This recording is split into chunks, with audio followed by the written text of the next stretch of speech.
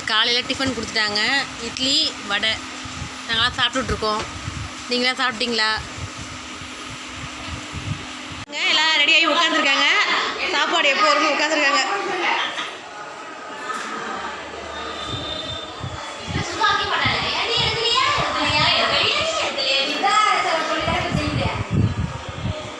மூஞ்சி மூடிக்க மூஞ்சி ஃப்ரெண்ட்ஸ் அவங்க வெக்கப்படுறாங்க. ஒன்று நீங்கள் ஒன்றும் நினச்சிக்காதீங்க.